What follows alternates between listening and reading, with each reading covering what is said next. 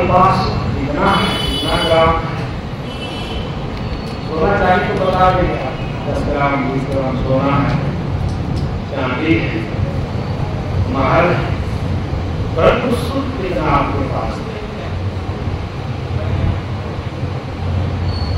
ये आश्चर्य है। जिसको आप राजा कहते हैं, राजमहल में रहता है, सुख ऐश्वर्य के विलास के बिस्तर पर सोता है, विलासता का जीवन जीता है। हम आप कहते हैं राजा है, बहुत सुख है, परंतु राजा के पास जाओ तो देखो कितना दारुण दुख में पड़ा है। कभी कभी मैं दृष्टांत सुनाता हूँ कि एक राजा की दो पत्नी, एक प्रबुद्ध प्राणी अपने प्रबुद्ध अंतःकरण से आवाज कभी नहीं सुनता, अनादर करता है। मन और इंद्रियों की गुलामी करते करते हमने ऐसा अनंत जीवन खोया। आज मनुष्य का जीवन है, इसे भी खो रहे हैं। कहां सुना है?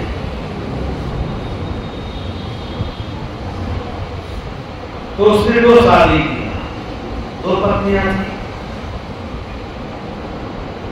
आदमी नारकीय और यातनापूर्ण जीवन को जीता है, जो इसमें काम और भोगों को संसार का सबसे बड़ा सुख माना। काम में कहा, लेकिन विचार करने से इसमें अद्भुत है।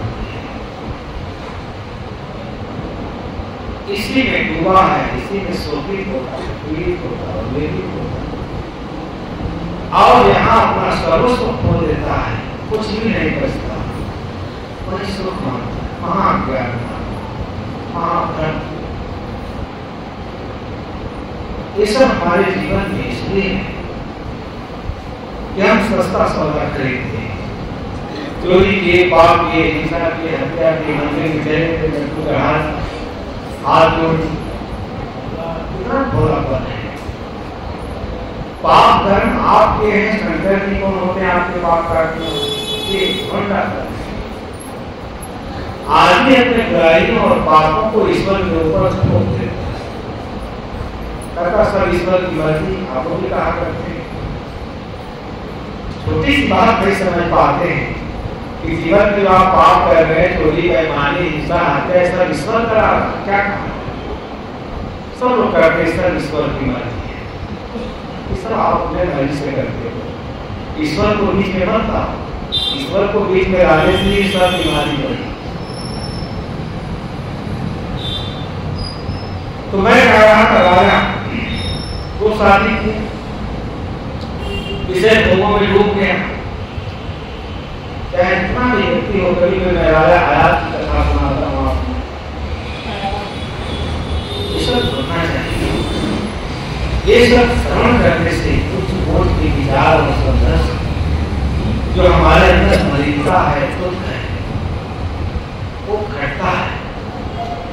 पाप है वो अनेक जन्मों के संस्कार है, पवित्र वाणी और संदेश सुनने से तो हल्का होता है। मस्तिष्क में सारे संसार को लाभ करके जीवन नष्ट होता रहता है, और इसको होता रहता उसका क्षण क्षण ईश्वर के लिए भी होता है। ये सब समझने को समझना चाहिए। तो उसके घर में जो कुछ क्या राजा के घर, उदाहरण के द्वारा समझाएंगे तो आप ज्यादा बात समझेंगे, ठीक से समझेंगे।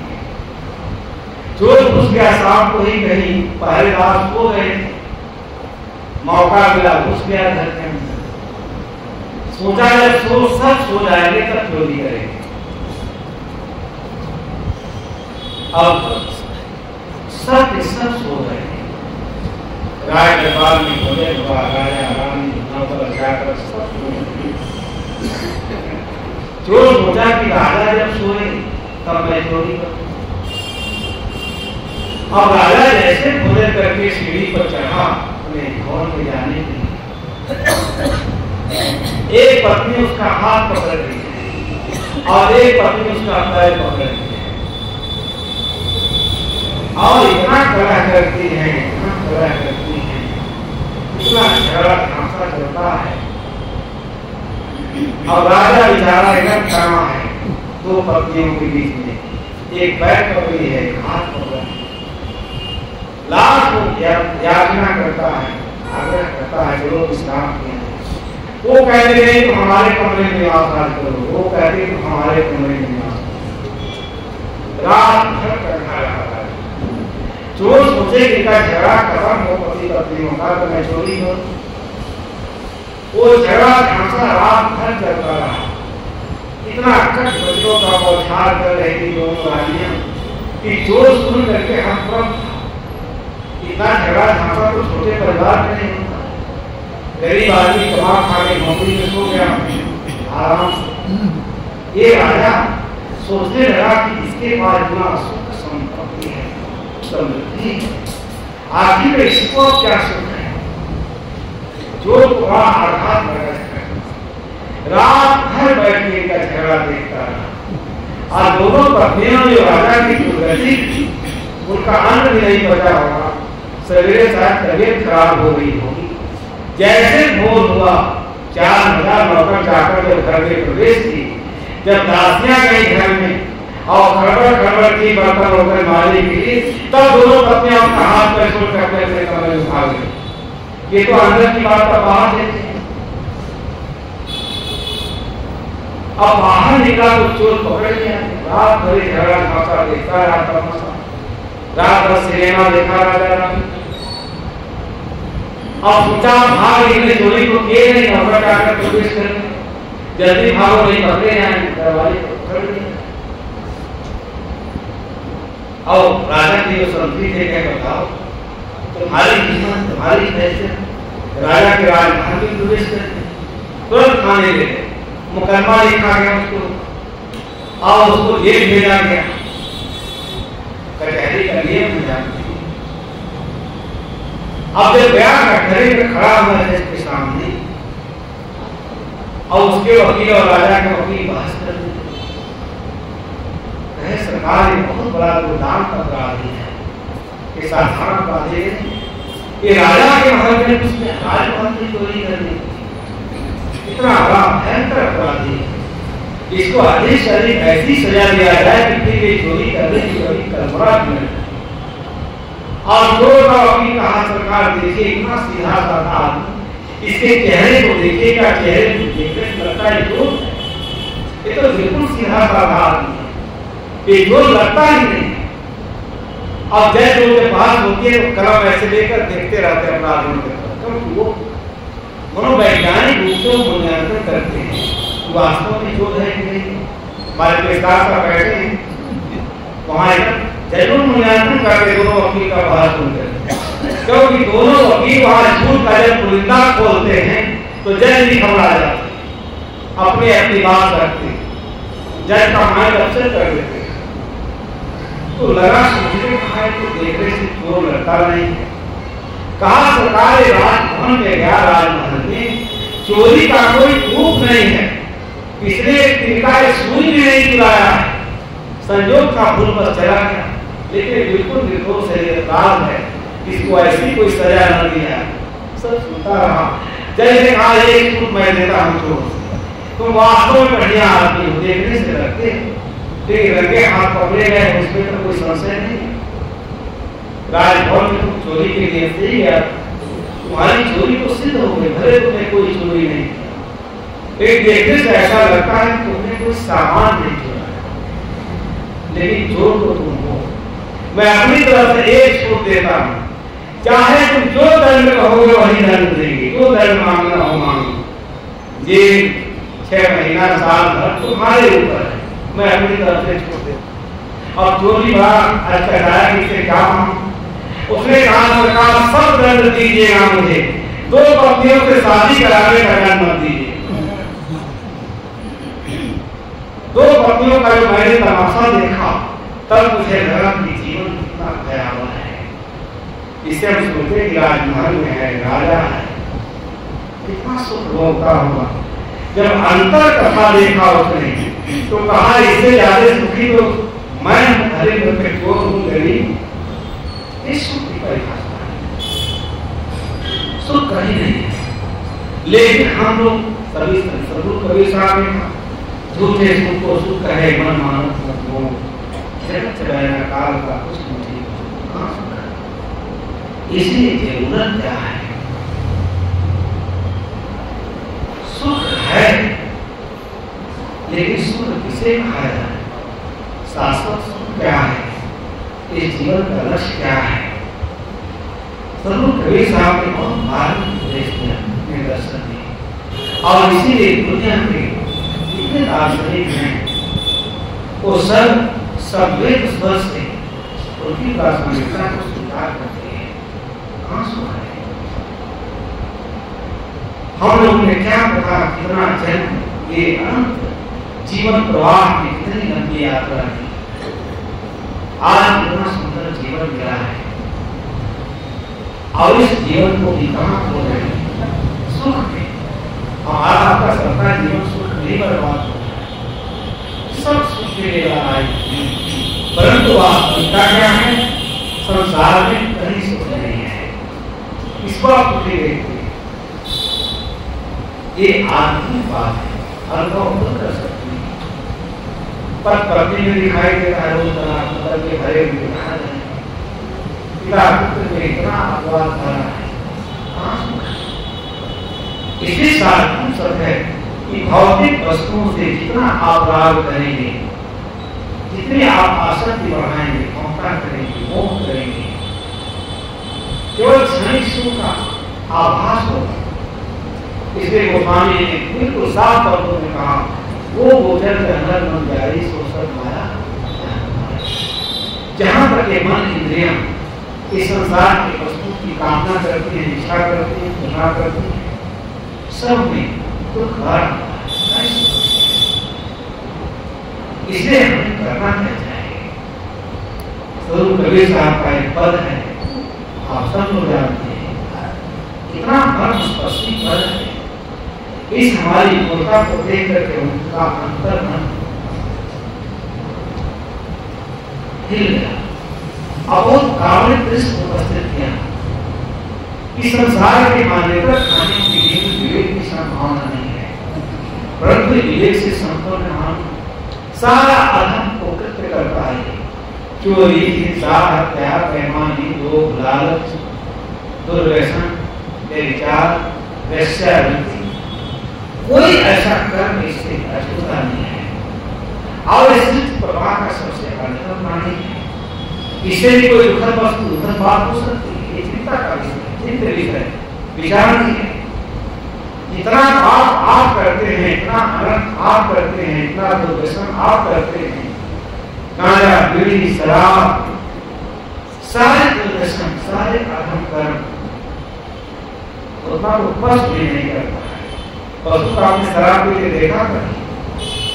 किसी मधुशाला में जो गाय बैल भैंस को आपने देखा तो उसके दुर्गंध से भाग जाती है, और मनुष्य उसमें नाक धो करके खाता है, जैसे भैंस गुजरती। और कहाँ भी नहीं, सारी भीड़ आज मधुशाला में है, बिना बुलाए, बिना निमंत्रण दिए लाख चली जाती है। यहाँ कौन बैठने वाला? कोई बैठने वाला है? हमारे सामने लगे हमारे मतलब की बड़ी नाराज हो जाती है। चतुर्दशी के दिन केवल प्रसाद ले लिया, कितना दूर दूर से संत महात्मा आए हैं, अमृत की बारिश हो रही है, केवल ज्ञानी के चक्कर में पड़े हैं, 10 मिनट का समय नहीं बैठ करके कुछ सुने। इसलिए जो हमारा जीवन सात रोग का शिकार है, सब रोग है। यहाँ कोई ऐसा पवित्र आत्मा कोई आत्मा नहीं दिखाई देता, क्योंकि सारा अनर्थ के हम इसलिए करता है, उसका विवेक सो गया है, मर गया है, हमने अपने विवेक की हत्या की है, इसलिए सारा दुष्कर्म करते हैं, पाप करते हैं। आज इसलिए कुत्थित प्राणी को सदगुरु कबीर साहब ने जगाया, एक ही शब्द हमारी अंतरात्मा को आज का विश्व अवसर है, पावन अवसर है। ऐसा अद्भुत संयोग क्या पता कितने अरबों खरबों के जीवन के बाद मुझे लगता है यहाँ बैठे हो इस मौका में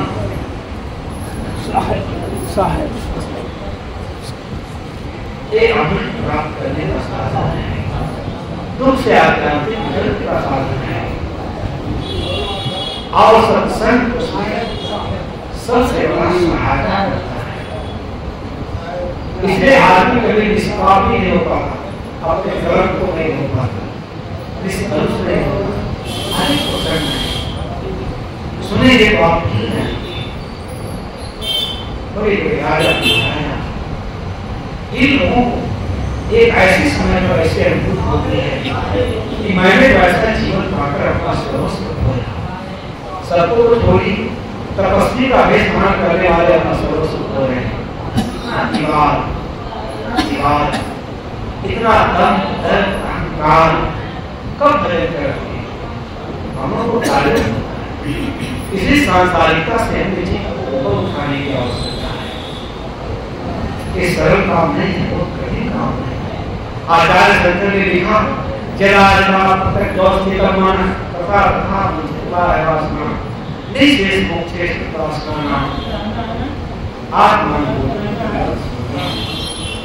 इसलिए जीवन में सत्संग की भूमिका बहुत महत्वपूर्ण है। सारा पतन, सारा दर्द, सारा पापाचार, अनाचार, दुराचार, सारे गुण हमारे इसलिए सारे दोस्त हमारे लिए इसलिए प्रवेश कर जाते हैं विधियों के माध्यम से कि हम कोई संयम नहीं, हमारे पास कोई विग्रह नहीं। सुनते तो है, बहुत सुनते हैं।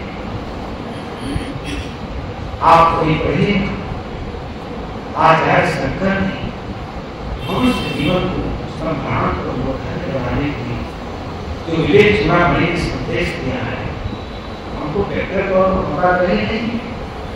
आचार्य शंकर के मत से तो मैं बिल्कुल अप्रभावित हूँ, क्यों? उनकी जो व्यावहारिक शिक्षा थी, दर्शन और अध्यात्म को इतने ऊंचाई पर है कि शायद वैसा ग्रंथ खोजना उसने विवेक चूड़ामणि, लेकिन जो व्यावहारिक दृष्टिकोण उन्होंने अपनाया, क्योंकि ब्राह्मण के व्यामोह से मुक्त नहीं होता, इसलिए भारत जैसे राष्ट्र को बहुत कान उठानी। अगर थोड़ा सा उनका विवेक संबंध दृष्टिकोण प्रस्तुत किए होते, जैसे आध्यात्म वैसे व्यवहार दिखाए, मानवीय दृष्टिकोण अपनाए होते, तो शायद इस देश और इस राष्ट्र का भविष्य हमें काम की लेना चाहिए।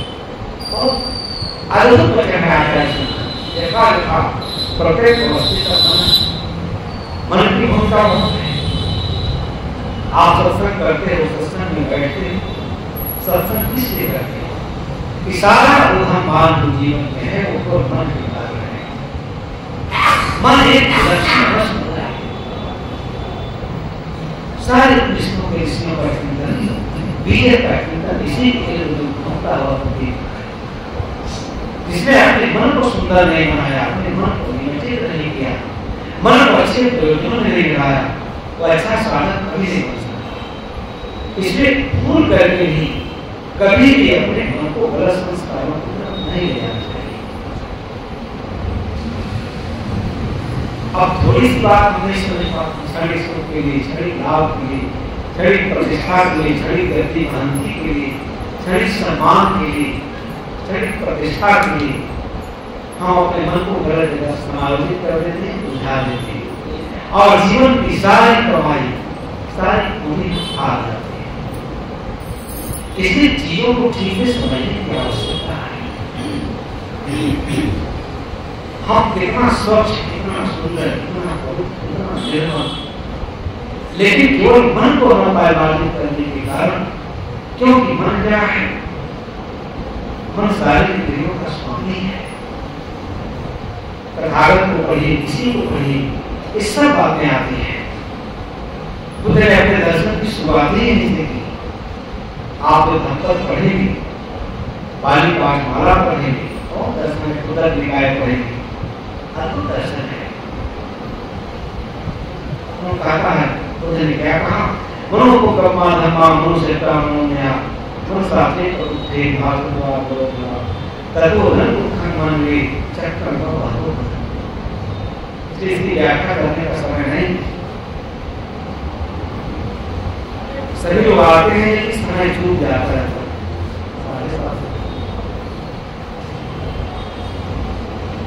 और सत्संग ध्यान साधना करते हुए अगर मन परिमार्जित नहीं हुआ, नहीं हुआ, मन शुद्ध नहीं हुआ, तो आप जीवन में कुछ नहीं कर सकते। क्योंकि भौतिक उपलब्धियों का कोई बहुत मूल्य नहीं है। आपने कितना बड़ा फोन बनाया है, कितना खेत देने जायदाद खरीदा है, इसका कोई मूल्य नहीं। क्योंकि इसमें कुछ है ही नहीं। वो जहाँ है वहाँ है। हम दूसरा दावा करते जिन्हें मेरी मकान मिली, कुछ इसलिए ज्ञान साहब कहा करते थे कि हम सब उजाड़ करके कोर्ट में मुकदमा करते हैं कि जमीन मेरा, ये मकान मेरा। आज तक कोई मकान नहीं जाके गवाही दी है, कोई खेत नहीं खड़ा होगा ये स्वामी मेरा है, इसका स्वामी तो मेरे ऊपर, कोई कहा है? कितनी छोटी बात है। और इसी में सारा इसलिए सारे प्रपंचों का उपशमन होना चाहिए। तभी आप साधना के पथ पर आध्यात्मिक साधना के पथ पर आरूढ़ हो सकते हैं। इसके बिना इसका कोई मूल्य नहीं था। इसलिए सारे महापुरुषों का दर्शन कहा जाता है। इतनी आध्यात्मिक सुख की प्राप्ति होती है अंतःकरण, जैसे लगता है ये जगवाल। इसलिए ज्ञान की आवश्यकता है। अब दुखद पक्ष है कि ज्ञान की चर्चा करते करते ही हम अज्ञान की गहरी खड़ी किए जाती है। वहां से निकलते हैं कि हमारे जीवन का सबसे दुखद पक्ष है। तो हम शंकराचार्य के वचन को ये उनका संदेश है। सदगुरु कबीर साहब इसको बहुत विस्तार से कहें। भाई ने गैया एक ग्रंथ देव है, गैया भार उपनिषद के ऋषियों ने क्या बात समझ रही है। वो तो वहीं से अपनी चिंतन की शुरुआत करते हैं। उपनिषद के ऋषि वहीं पहुंचते हैं। ये जीवन जिसमें ज्ञान की प्रखर ग्रोथ करनी चाहिए, ये अज्ञान के आवरण को ध्यान कैसे करते हैं। हम दुष्ट और दोषी कैसे हो जाते हैं।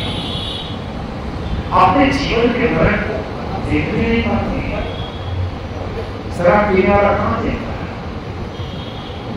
जाता है, पैसा खर्च करता है। जैसे धरती आंख घरों के भी इस मूर्ता का कोई कारण अपने हाथ पर पैसा देता है, शराब पी करके बुद्धि भ्रष्ट करता है, जीवन नष्ट करता है और कहता है आनंद है। इसको आनंद कहेंगे कि महान इसलिए सत्संग के बिना ही बातें समझ नहीं आ सकती। सबके इसकी आवश्यकता है। सबसे पहले साधु महात्माओं की इसकी आवश्यकता है कि ऐसा हम कहें, उस पर हम चलें, तभी हम समाज को कोई प्रेरणा दे सकते हैं। तभी समाज हमें कुछ सीख सकता है। करनी साहब को इतनी कड़ी फटकार रहा, इतना बड़ा बोलते रहे कि विद्वान लोग वहां हिल जाते हैं। करनी खांसी करनी इसकी लोग करनी करनी कभी इसमें एक प्रोटीन की बहुत आवश्यकता थी। परंतु हंस रहने में हम ठहर गए, हमारा जीवन दिव्य है। वो हजारों लोगों को दिशा दे सकता है। आप हजारों लोगों के जीवन को दिव्य ज्ञान से प्रकाशित कर सकते हैं। और यही कार्य करने के लिए काम करना चाहिए। ये काम नहीं करते, इसलिए नहीं करते हैं। आचार्य शंकर कहते हैं कि जैसे जैसे प्रत्यक्ष होने भीतर, जैसे जैसे बहिर्मुखी मन संसार के प्राणी पदार्थों में आसक्त मन, संसार के मरणशील, सारा जगत मरण धर्मा है, मरणशील है, उसमें जिसका चित्त अटक गया है, उलझ गया है, ऐसे मन को अंतर्मुखी बनाना एक दुष्कर कार्य है, ये सरल कार्य नहीं है। खा रहे हैं, इसलिए साधना नहीं होता। क्या माला फिर सकते, आधा घंटा राम राम कर सकते हैं, लेकिन क्या अपने मन को अपने मन की दिशा को ही पहुंच सकते हैं? इसलिए ज्ञान प्रवाह की जरूरत है। निर्मल ज्ञान की धारा, निर्मल प्रज्ञा, प्रज्ञा प्रसूत धर्म की व्याख्या, तभी चीजें समझ में आएगी। और यही काम करने से हम अपने जीवन में वास्तविक उन्नति कर पाएंगे, अपने अभिष्ट की प्राप्ति कर पाएंगे, अपने उद्देश्य, अपने लक्ष्य, अपने गंतव्य डेस्टिनेशन प्लेस तक पहुंच पाएंगे। हम एक दिन कामत के पर्वत पे रहते हैं, वहां एक अंधा आंधी घरे ला रहे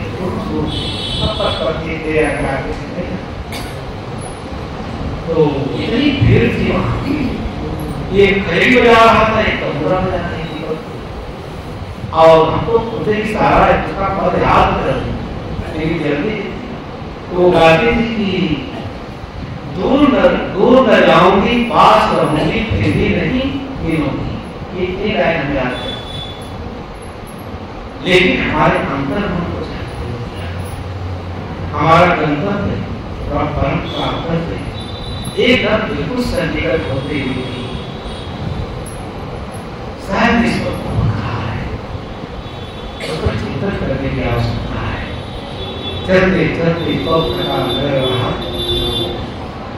बीचे में डेरा पर हम लोग न अपने न इंद्रियों और उसी के भूख प्यास को तृप्त करने में सारा जीवन नष्ट कर देते हैं, परंतु अतृप्त दशा में ही संसार से विदा होते हैं। इसे हमारा आवागमन करने का यही कारण है। ये अतृप्त दशा के कारण ही फिर इस संसार में आना होता है। इसे लोक वासना और लोक वासना से अपने ऊपर उठाना, सारे फलिता निर्मल करना, यह साधना है। और इसलिए मैं कभी नहीं हो सकता आचार्य से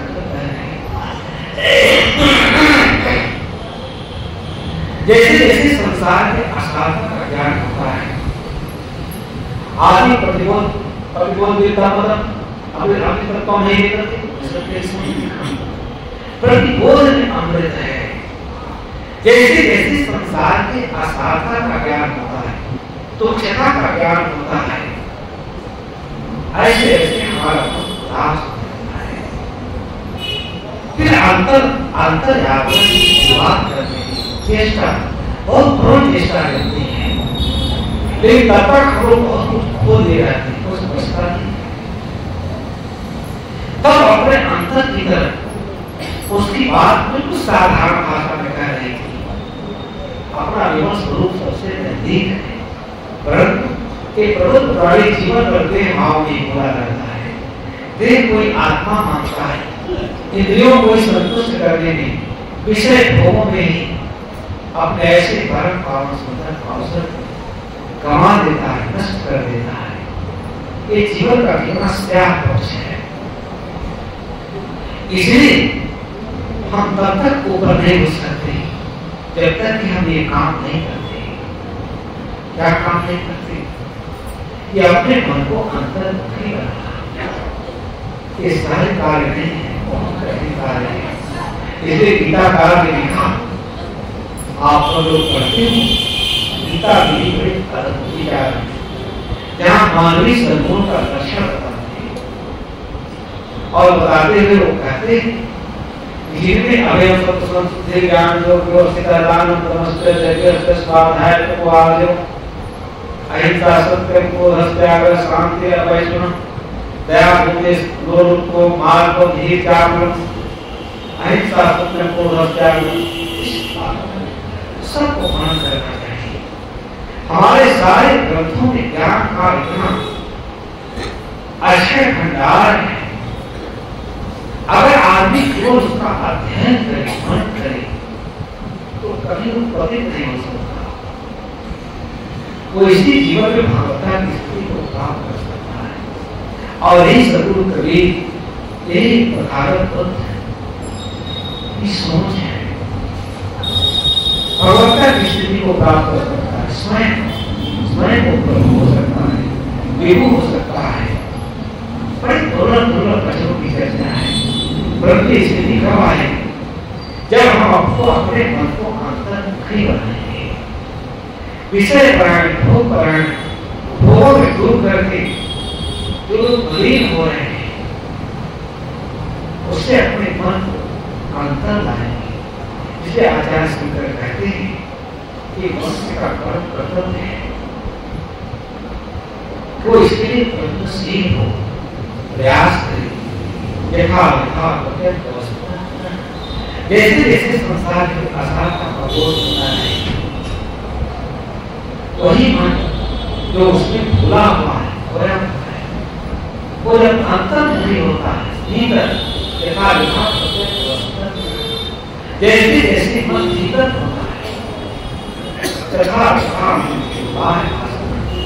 जैसे जैसे अपने अंतर्मन की यात्रा शुरू करते हैं ऐसे ऐसे बाहर जगत का अभाव होने लगता है, सुख दुख क्रिया का अंत होने लगता है, संसार की व्यर्थता का ज्ञान होने लगता है। ये बहुत बड़ी बात कहा सभी मनुष्यों ने कहा। तथा तथा मुझे बाह्य वासना, ऐसे ऐसे बाह्य वासनाओं का बिल्कुल अभाव हो जाता है, एकांत अभाव, कुछ नहीं बचता है। और यही यात्रा करने योग्य है। इसी से जीवन कृतार्थ होगा, जन्म पाना सार्थक।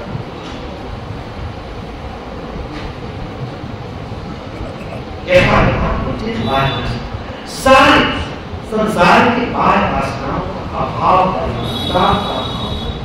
वही निर्भय का पद है, निर्भयता की स्थिति है।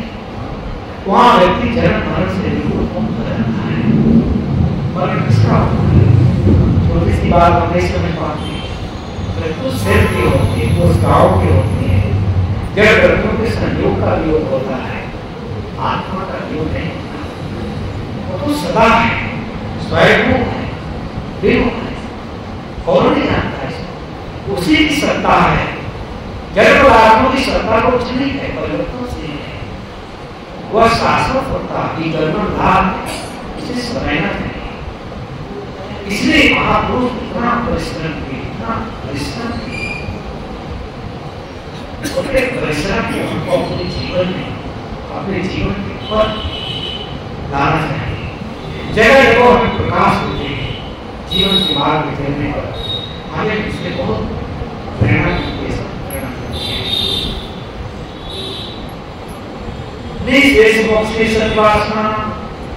कितनी सुंदर बात है। इस श्लोक पर ही हमको विचार करें तो हमारा जीवन महानता निश्चित होता है। हमको नेता बनने में महानता समझते, बड़ा साधु बनने अपनी महानता समझते, ऊंची गद्दी लगी हो तो ये बुलाते हो, साहब है साहब बैठे तो हमसे कहेंगे बताइए आप अपना फूल क्यों नहीं लगाते? मतलब कि क्या करें, मजबूरी है मेरी, उसमें कोई आस्था नहीं। तो ये गुरु पूजा वो करते हैं तो थोड़े समय के बैठ जाता, परंपरा नहीं माना था, परंतु मेरी उसमें कोई रुचि नहीं है। जब यहाँ सारे लोग बैठते थे पहले वाले साहब को चोरी तक लगा के बैठते थे, तो चांदी का मुकुट और क्या सब ये सब भी बंधन है। वहां रहिए पर उसमें आप रहिए। थोड़ी समय के लिए तो आज पूजा पूछना थी, मैं भी तो मनुष्य ही हूँ, ऐसा नहीं मैं मुझे लिए भी विवश होना है, मुझे लिए भी निर्भर होना है। ये भाव सदा रहेगा। कोई नो मैं भी आप उससे प्रत्येक भीतर में चेतर एक स्वर है, ढेर पर से अब तो सब विषय नहीं अंग्रेजी, बहुत ज्ञान था, ज्ञान का अच्छा भंडार। कोई व्यक्ति अपने में पूर्ण नहीं है, अपूर्णता का अनुभव करने वाला व्यक्ति स्वयं पूर्ण हो जाता है।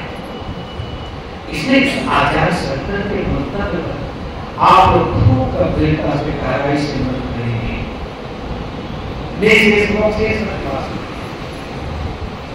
आत्मानुभूति इतनी ऊंचाई की बात करते हैं। जब सारी वासनाओं का सब वासना विशेष हो जाती है, कुछ नहीं बचता है, तब प्रतिबंधों से रहित आत्मा की अनुभूति होती है। तब हमने अपने आत्मा के गौरव से, गरिमा से एकदम आह्लादित हो जाते हैं, से बढ़ा जाते हैं। लेकिन कठिन कार्य है। मन और इंद्रियों के निग्रह के बिना, संयम के बिना, शील का पालन के बिना, अहंकार से विरत हुए बिना, क्योंकि जगह जगह अहंकार से लग रहा है। कपड़ा पहनने का अहंकार, एसी में चलने का अहंकार। पिछले साल जब मैं गया वहां हैदराबाद, तो शायद बहुत बड़े हालत पर बिखर गए। आप स्लीपर से कैसे दिल्ली से चले आए? क्या था वहां को बहुत आराम था, लेकिन बराबर से आने बड़ी दिक्कत है। चले आए। तो बाबू गुरु यहाँ बैठे हमारे पास आए तो कहे कि अपना बिल बना के इतना खर्च करा, आपको इसी खर्च से आना चाहिए, ले से आ जाना चाहिए। मैंने कहा पैसा अरे पैसा आपका बर्बाद हो, मेरा बर्बाद। साधु का तो जीवन इतना सहज होना चाहिए और इतना सरल होना चाहिए कि हर व्यक्ति के ऊपर सहज है। इस सब अहंकार, जगह अहंकार, और यही हमें पता करता है। ज्ञानी से ज्ञानी पुरुष का भी पता किसी में होता है कि लोगों ने हमारा चरण नहीं धोया, माला नहीं पहनाया, स्वागत नहीं किया। एक बार हम लोग गए पंजाब में, गंगा सरोवर जी थी, मैंने ऐसा अपने स्वागत जीवन में नहीं किया। 3 किलोमीटर तक दोनों तरफ महिलाएं और पुरुष फूल की बारिश करते रहे। 3 किलोमीटर तक। क्या पता इतना हुआ वहां के मंदिरों में, पंजाब सरकार व्यवस्था की एक मंदिर का उद्घाटन था। सारे कपड़े खराब हो गए, खुली जीप में हम लोगों को ले लड़ गए हम लोग। अपने का ये कुछ स्वागत है। रजिस्टर का मैं ऊपर रहा संस्मरण कई बहुत बड़े सेठ से दिल्ली में, तो उन्होंने बुलाया कि तो मैं भारत में आप दिसंबर का महीना था, दिसंबर का, और भयानक सर्दी पड़ रही थी। तो जो नई गाड़ी लेके आए थे अम्बाला, उस समय अम्बाला बहुत महंगी गाड़ी थी, उसी उनको एयरपोर्ट से घर जाना था। तो जैसे आए तो उनका बैग वगैरह थे, कहे साहब आप इसी गाड़ी में खुली जीप है, खुली अम्बाला के ऊपर का हटा दी, इसी में आप खड़ा होकर के चले जो आपका उद्घाटन करा रहे थे। क्या उद्घाटन तो मैंने किया, 22 किलोमीटर उनका घर था, लेकिन ऐसी सर्दी लगी, ऐसी ठंड लगी कि सारा उद्घाटन ही हमारा सवेरे जाते हैं। ये अहंकार का दर्द। वहां जाकर मैं कहा इसी गाड़ी पर बंद कर लिए मान पड़ गया, और बेड़ा पे उसके मिलने आने वाले उसे नहीं मिल पा रही, तो दूसरे लिखे हमको भी बात जाएगा उस काल को बड़े प्रभावशाली होते हैं। ये अहंकार, आदमी का अहंकार के कारण सर्वनाश हम विनाश की तरफ ले जाते हैं। इसलिए कम से कम संत महात्माओं के अंदर अभी को पास आया, क्या पता कहाँ है, आपको पकड़ के इसे निपट गया, कहा साहब आपको इतने सरल सीधे हैं, बताओ सरल सीधे नहीं तो क्या करेंगे, कहाँ उठ के चले जाए। हमको देखना चाहिए। वो मुक्तानंद जी के पास गए नेता मिलने स्वामी रामकृष्ण जी थे, तो मुक्तानंद जी अपना ऊंचा आसन लगा के बैठे। मुक्तानंद जी बहुत बड़े महात्मा थे, और जो लोग आते थे उनको नीचे अपना डाका बिछा देते थे बैठने की। तो बहुत देर तक सत्संग हुआ। तो कुछ लोग और भी महात्मा थे, ठीक है, कोई कंफ्यूज ध्यान थे, बहुत देर तक मिलता थे आए थे मिलने के, उनको उन्होंने चढ़ाई दी। तो आए कोई और महात्मा के वैष्णव महाराज, उन्होंने कहा कि महाराज कम से कम इनको तो बढ़िया आसन दे देते बैठे कि ठीक है महात्मा है, तू भाषा नहीं पाया, भाषा के नहीं समझ सकते, बढ़िया बातें सत्संग कहा नहीं, देखो हम अपने से ऊपर किसी को नहीं बैठाते। वो महात्मा बड़ा पार्टी था, कहा देखो तुझसे ऊपर जो है ये मकड़ी बैठी हुई है, जाल लगा कर मक्खी बैठ जाती है हमसे ऊपर, इतना ऊंचा आसन लगा उसके ऊपर मक्खी चली जाती है। आदमी अहंकार में इतना डूबा है इसलिए अहंकार शून्य, प्रतिक्रिया शून्य हमारा मन होना चाहिए, हमारा चित्त होना चाहिए। इस साधना की सफलता है, सत्संग की सफलता है। परंतु ये कठिन कार्य है, केवल सुन लेने से नहीं होगा, उसमें जीना बड़ा कठिन होता है किसी के लिए। इस साहब का कंचन पहला सहज है, सहज क्रिया करने और मान पढ़ाई ईर्ष्या करना, तुरंत हमारा मन ईर्ष्या से भर जाता है। इस सारी बात को समझना चाहिए। निज मुख से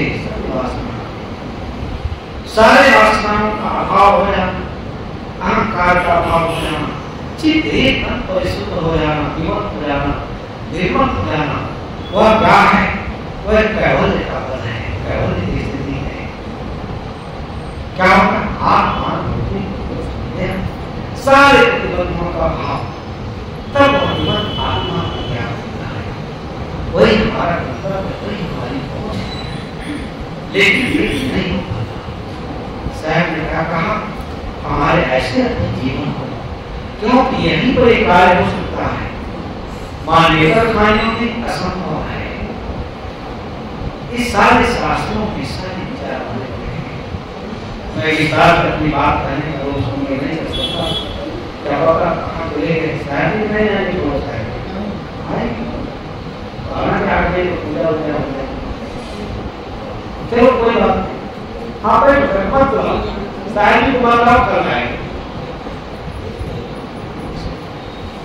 आप लोग थोड़ा बड़ा ध्यान दें, इसलिए आपके मन में भी हो सकता है कि शायद बोलते हैं, आप लोग भर जाते हैं। तो थोड़ा सा मैंने आपसे निवेदन किया, यही अध्यात्म का पथ है।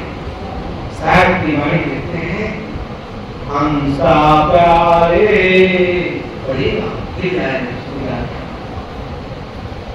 ओ हंसा प्यारे सरवर तजी कहाँ जाए। ये हमारे अंतर मन हंस रहा, हमारे कितने हंस हैं बताइए, इतनी महिमा पर शब्द है। हमें नहीं कह रहे, हमारी आत्मा को कह रहे हैं। ये जीवन हंस के समान है, परंतु इतना थोड़ा कचरा का ढेर लगा देते हैं कि चीजें समझ में नहीं आती। साहब का ज्ञान इतना प्रेमल है, इतना उज्ज्वल है, इतना प्रांजल है। ओ हंसा प्यारे सरवर तजी कहाँ जाए। ये मानसरोवर है, मन जहाँ स्वच्छ है वही मानसरोवर है। तो प्रतीक कहा गया कि हिमालय में हो, हिमालय कहाँ जाए, कहाँ उस मानसरोवर में क्या है? मन ही मानसरोवर है। उस मानसरोवर को तो स्वच्छ बनाना हमारी नैतिक जिम्मेदारी है। सरोवर बीचे मोतिया चुगत होते, सरोवर बीचे मोतिया चुगत होते, बहुविधि के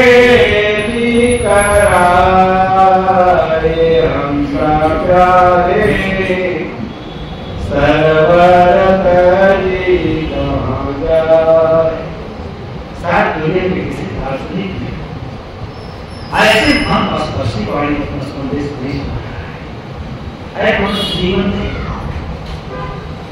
निवास करने वाले है मोक्ष को, आज परम सौभाग्य तुम्हारे हाथ से जा रहा है। इस सरोवर में विषय वासनाओं का मोती करके खेल कर रहे हो, आनंद मना रहे हो। आनंद है, आनंद ही हमारे जीवन का कारण है। मैंने शुरू में कहा जो हमारे जीवन में धर्म की मुक्ता है,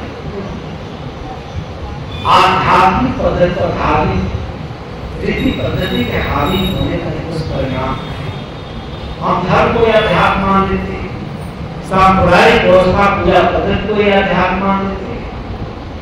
नहीं, आध्यात्म का, हमारा आध्यात्म का जो इतिहास है, अध्यात्म की जो प्रकृति है, इतनी सुंदर है। वहां कोई संप्रदाय नहीं है, कोई धर्म नहीं है, वहां तो सब कुछ मिल जाता है, सब का अभाव होता है। ये सब उन्नत कर सकते हैं, सब आध्यात्मिक तत्व पर आरूढ़ होकर अपने गंतव्य पर पहुंच सकते हैं। तो सहाय करते हैं कि हंस इस मनुष्य देह में मानसरोवर में रह करके तो जो विषय वासनाओं की मोती टूटते हो, खेल करते हो, आनंद में विभोर हो, जो तुम दिन में ही दिवा स्वप्न देख रहे हो, ये ठीक नहीं है। उसको जागो, अगर यहाँ नहीं देखे तो तुम्हारी बहुत हानि होगी, फिर यहाँ पहुंचने में कितना समय लगेगा। ये सब शब्दों को पढ़ने से ऐसा लगता है कि हमें अपने जीवन के एक पल को भी बैठ के विषयों में नहीं पढ़ना है। अभी बैठे थे मेरे पुत्री को वाले समय, तो मैंने कुछ कह दिया, तो बाद में बहुत पश्चाताप चर्चा नहीं करनी चाहिए, क्यों? इसमें जीवन का सुंदर समय व्यर्थ में जाता है, मतलब कुछ नहीं है। कौन राजा है, कौन रंग है, कौन बहुत प्रतिष्ठित है, कौन बहुत महिमा मंडित है, इसका कोई मूल्य नहीं है, अर्थ नहीं है। समय की धारा में सब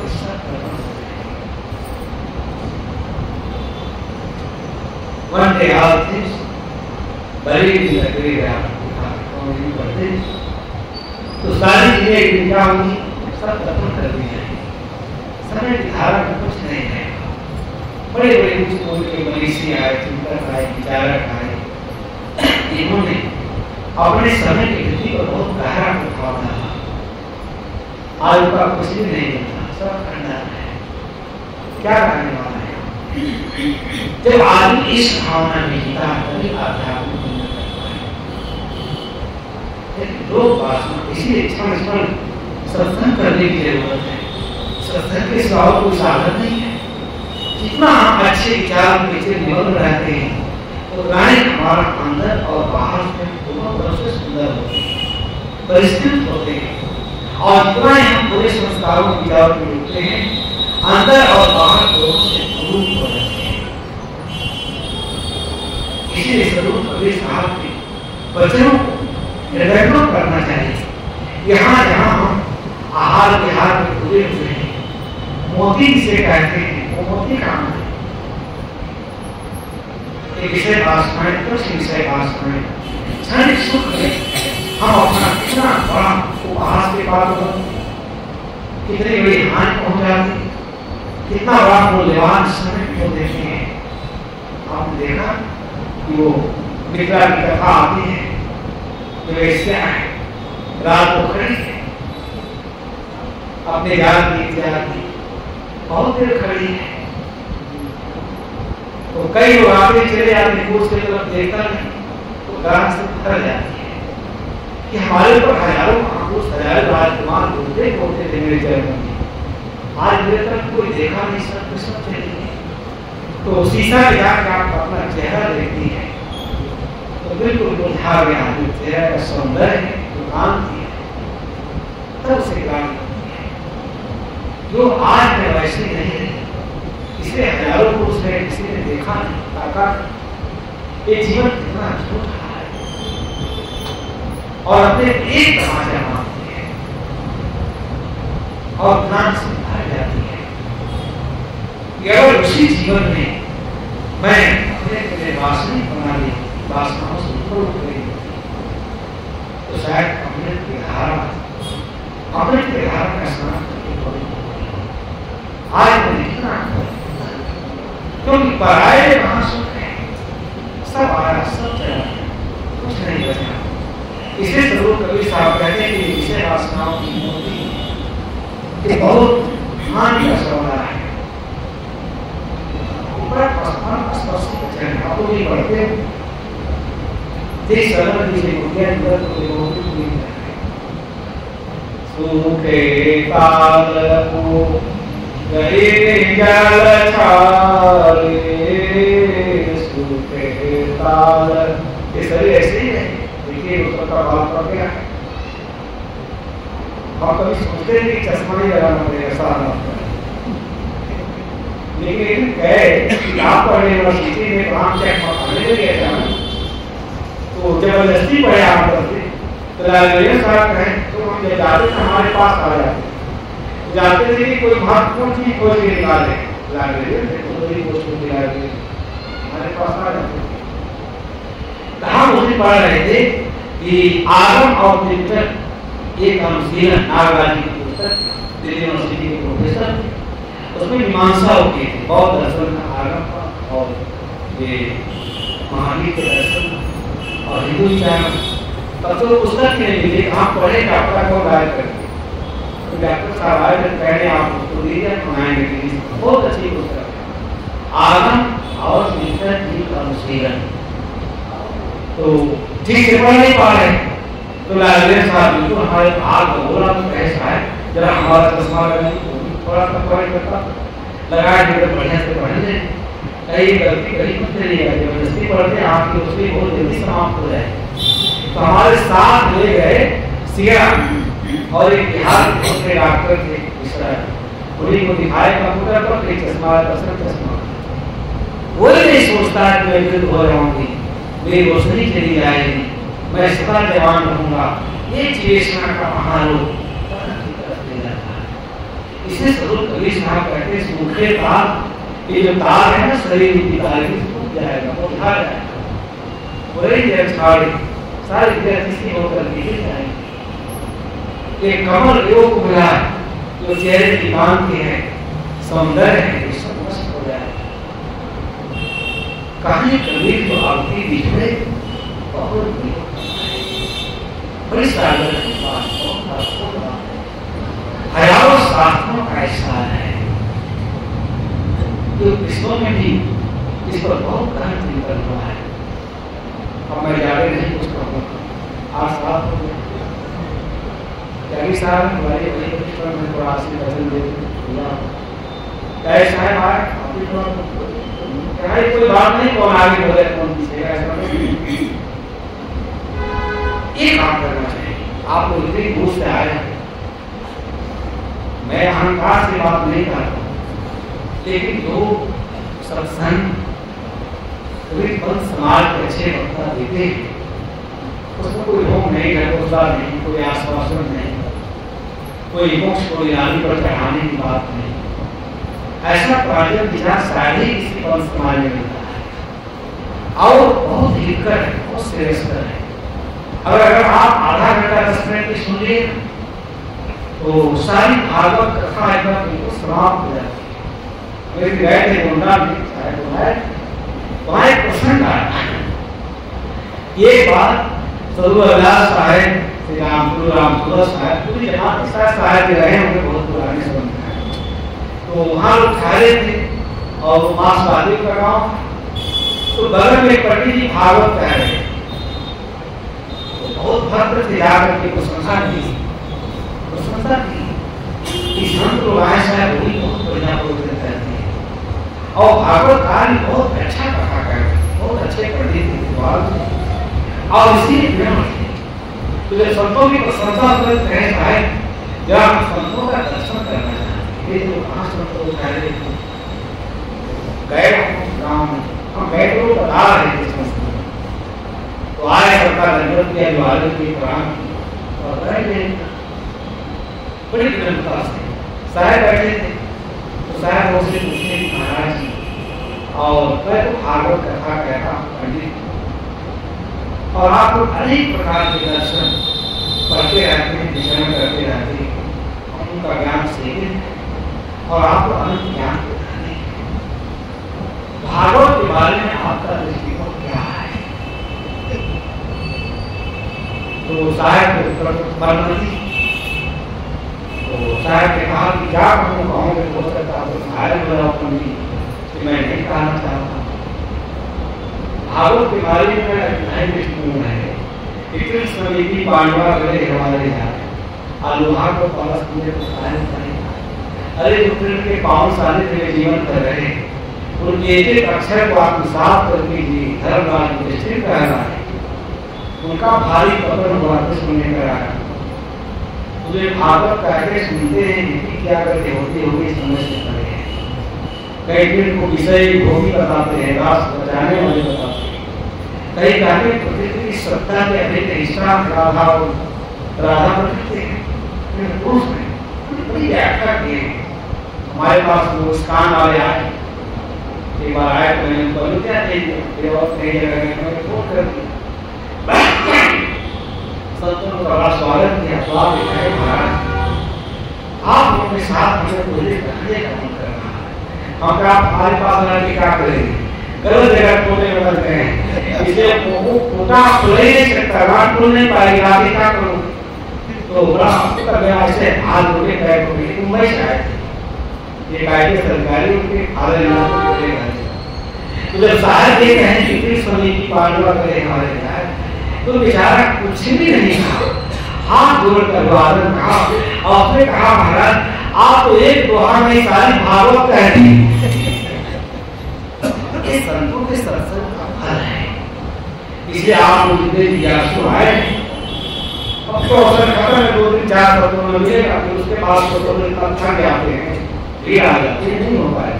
आज इतना बढ़िया सत्संग कर भी होगा, साहिब जी आ रहे वास्ते बहुत ही महापुरुष आए, तो सभी को आप सुनेंगे, हम तो व्यवस्था में इतना समय नहीं दे पाते कि सत्संग का उदाहरण में 9 नहीं करेंगे, 3 घंटे नहीं चलेंगे, तो इसलिए आप लोगों से मैंने थोड़ा सा निवेदन किया, इस देह और इस देह की क्रियाएं हो रही मन और इंद्रियों का विषय अत्यंत सूक्ष्म विषय है, और इसी का बड़ा सुंदर और विस्तृत विवेचन में और अन्य ग्रंथों में शंकराचार्य पहले ब्रह्मवादी थे, ईश्वरवादी थे, परंतु उन्होंने स्वीकार किया कि आत्मा होती पर कम सुनने, जब तक सारे वासनाओं का अंत नहीं होगा तब तक हम वो जो निर्गंध हो कोई असंग आत्मा है, उसके बाद हमारी पहुंच नहीं हो। और साहब ने ये बात कहा, मैंने थोड़ा सा वास निवेदन किया कि कहीं कभी जो आपकी